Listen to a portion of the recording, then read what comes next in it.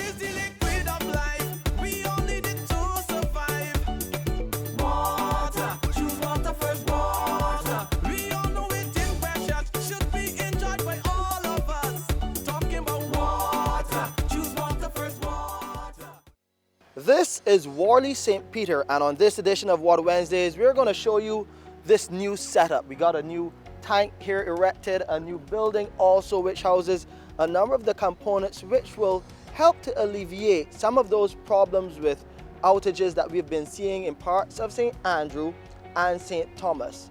To tell you a bit more about how the system works, we have Roland Grant. He's an engineer with the Barbados Water Authority. Roland, so good to have you on the program.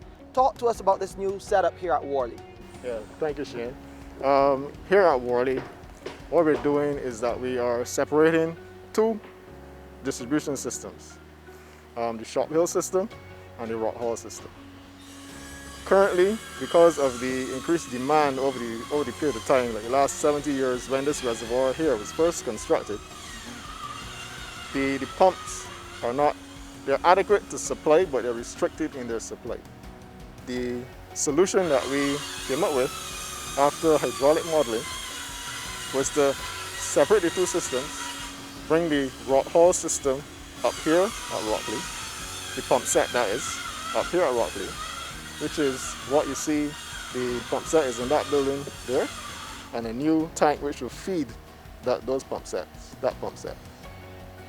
So what that will do is that it would reduce and improve or satisfy the customers with water, and they should experience fewer outages and fewer lower pressure to get a better supply.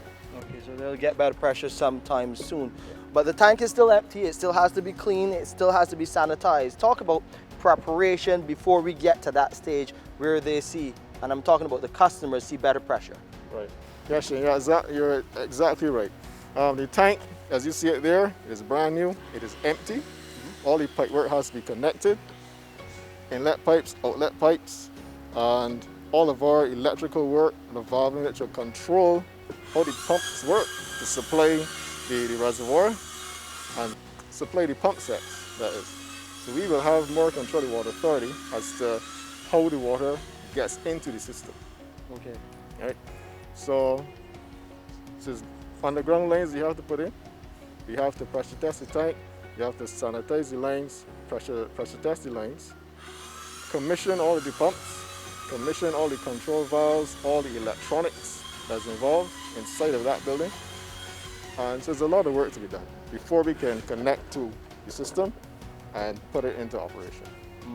And you did mention that the reservoir is about 70 years old. Is any work set to be done on that as well in the not too distant future?